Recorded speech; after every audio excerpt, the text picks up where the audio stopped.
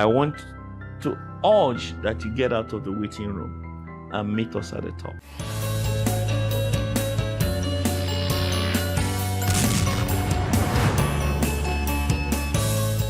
I am Paul Edeh, Esquire. This is my story. My story is quite a humbling one.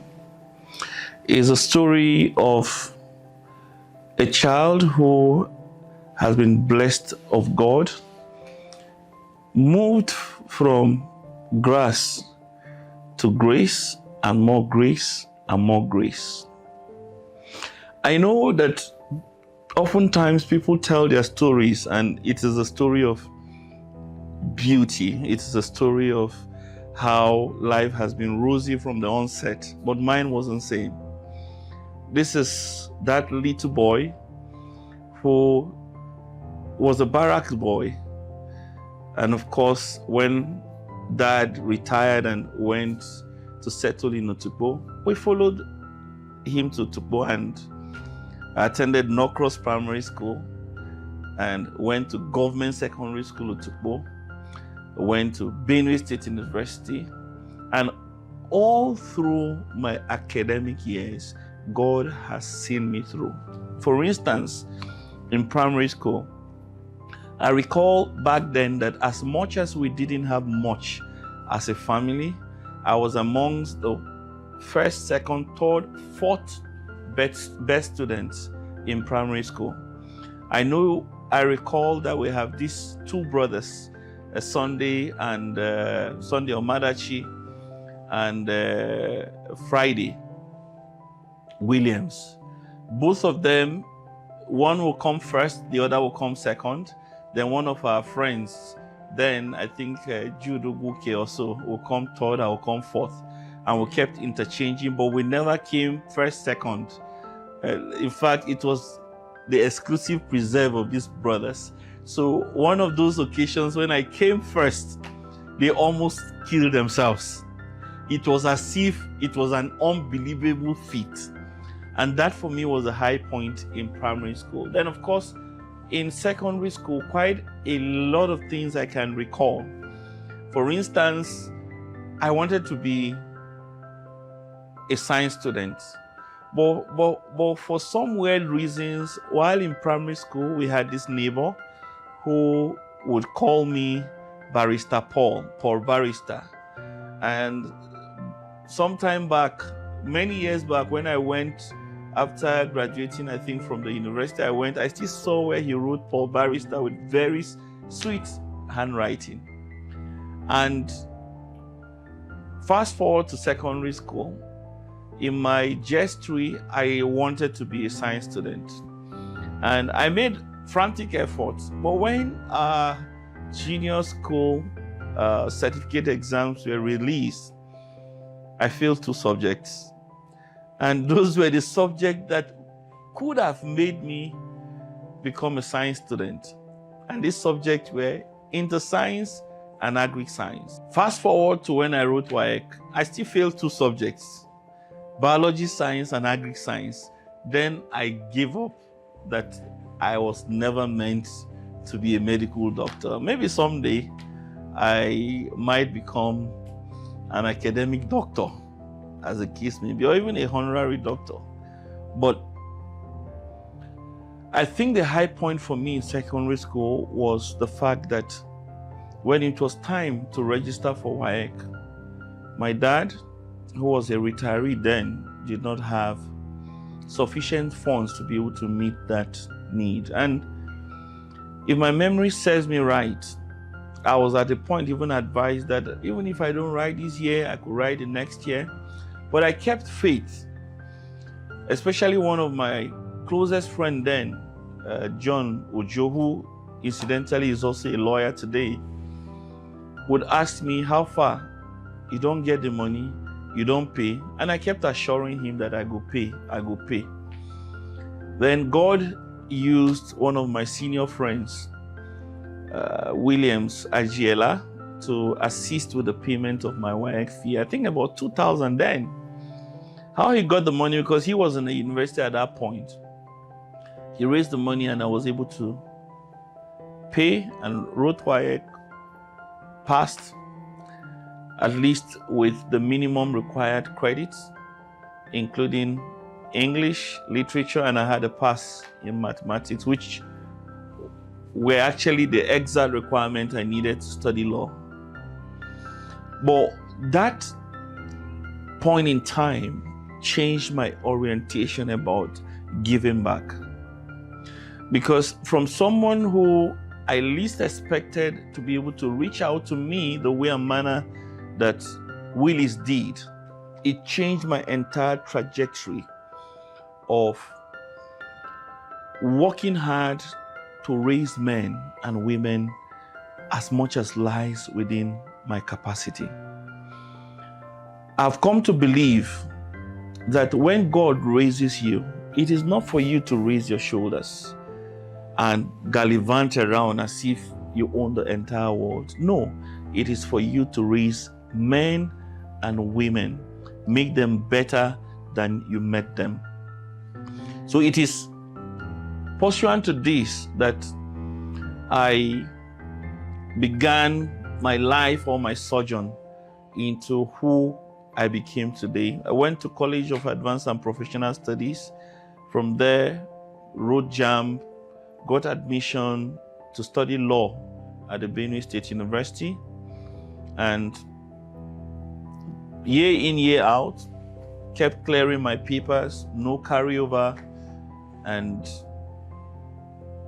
graduated. But of course, while in BSU, I also met quite a number of very good and excellent friends that also helped to form my spiritual life.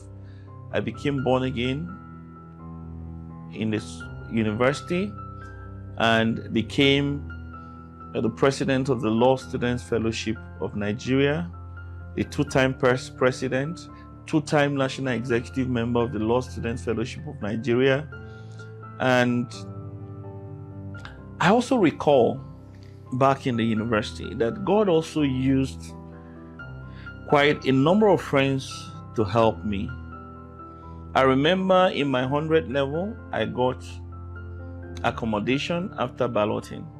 My 200 level, I also balloted and got accommodation. But one of my senior friends who came in to study law, much older than us, Christopher Alduo, he asked that I join him in his house off campus. Then I think he was a supervisory counselor for Gbadibo local government. And coming to school at that age, he needed someone who he could read with, study with, and someone who could also act as a support base. And that's how I moved to his house. I think I stayed with him for 2 years, then rented my own apartment opposite the university. Then we call it Blue House. And that was my experience, the fun experiences I could remember. And I know also that at the point I became the financial secretary of the Law Students Association, LAWSAN, and under Ambrose Ikpa. So these are the early formative years. Fast forward to law school, was called to bar in November 2006. And my journey began. I did my NYC in Edo State, Benin City, with an NGO known as African Network for Environmental and Economic Justice. And I recall when I wanted to be retained, and I spoke with the executive director.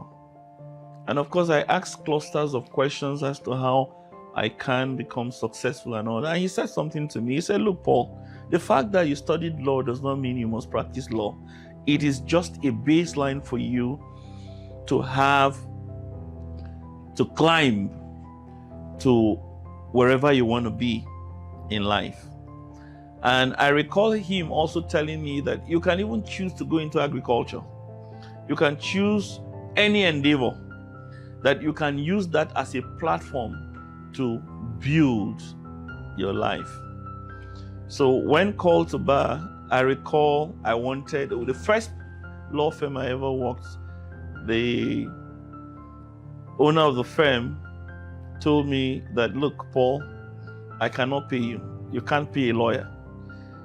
Because when you pay a lawyer, you reduce him to what he is not. And I worked there for like a year without being paid. And it was even in that law firm that I got married. And fast forward, 2007, I got married to my amiable wife. We have 3 lovely daughters, Ihotu, Ebo, Ekondu, of course, Virtuous, Angel, Cherish. But my success story started in earnest when I left practice to join the Post-Service Housing Development Limited, which is the housing arm of the Nigerian Army. I recall back then, my mother in the Lord would always come to Lagos, and I would go around with her to shop for stuff for her business in Makodi. And one of those days, she told me that I should go and meet my mentor and my father, Major General E.G. Enenche, retired, who would end up offering me the job of the company secretary of Post-Service Housing Development Limited. Of course, I started off as the assistant secretary, but I grew, and today I became the company secretary. And that has helped my life to have a deeper understanding of the workings of real estate. And I've come to believe, like Matthew Achimolo would always say, that real estate is the only estate that is real. And that has become my life. So whatever I do or I have achieved has been anchored on the connections I've had with people. Connections from one human being at every point in my life to another. And of course, as I kept growing, I kept meeting people who have helped to shaping my entire being. And that for me has been largely what has made me who I am today. Now, in terms of what I've been able to achieve, even looking back now, I cannot count the number of school fees I've paid. I cannot count the number of WAEC fees I've paid. I cannot fathom really the number of impact I have made. But there are certain significant impact I have made in people's lives that have remained dear to my life. For instance, in 2006,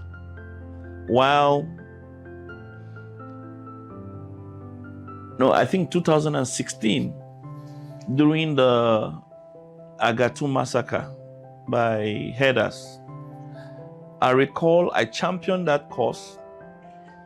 And in championing that cause, I invested my entire fortune to raise men and women to protest in the city of Abuja, to raise awareness, did 2 town hall meetings, signed MOUs with the MEETi Allah Cattle Breeders Association, which restored back the relative peace that was enjoyed in Agatu for many years before the recent surge in the activities of Edeh again.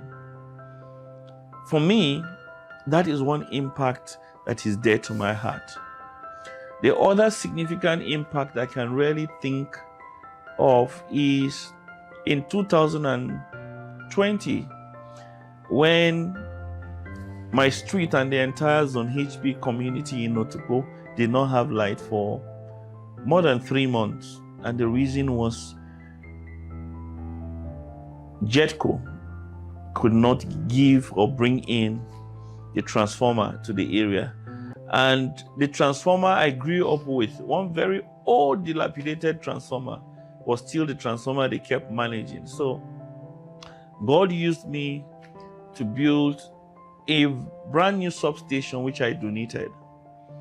And when then I came home within the period and I saw that there was that need, in less than a month or about 2-3 weeks, we were able to conclude that project and hand it over. Then the second one happened that same year, where the Hausa community around the St. Mary's axis did not have light for more than a year. God used me again to provide a transformer substation. Fast forward to recently, when I lost my younger brother, I wanted to immortalize him, and I donated yet again another transformer substation to the Okomenka Sabongeri community. These are just the few impacts that are dear to me. But more importantly, when I became the president of the Government Secondary School Old Boys Association, Otukpo Government Secondary School Old Boys Association, I found myself also giving back in no small measure, galvanizing old boys to undertake projects that are in their numbers. I think close to 30 projects. Is it renovations, buildings, lights, and a host of others. So it's for me a jolly good journey from that young boy who at a point could not pay his WAEC fee to this man who today owns and runs businesses, to become the founder of 2 women's football teams, to become the chairman of the Benue State Football Association, to be the president of Ratel Sports Development Foundation, to be company secretary of the Post Service Housing Development Limited, to be MD of companies, and helping to raise men to heights that even they could not imagine. For me, it is indeed a worthy story. And to end this all, my challenge to those who are in the waiting room, waiting to make significant impact, looking up to becoming better than we are, you must understand that your humble story of little beginnings is what can make you become who you are. We oftentimes make the mistake of thinking that we must rise from the top. But you see, those that rise from the top always end up coming down. Imagine a tree that grows on the mountain. When it dies, it comes down. But a tree that grows from the ground, rooted in the soil, always grows and lives longer than the tree without roots. Consider that your formative years are the roots that are spreading. And of course, once that your root spreads and you have an anchor to the ground, climbing high is easy. So while in the waiting room, develop yourself. Seek for opportunities. Never neglect the little stories or clusters of stories around you. These stories are key and significant in making you become a global champion. And you must understand that global champions are little champions from the grassroots that end up sprouting out to the global stage. Having said that much, I want to urge that you get out of the waiting room and meet us at the top.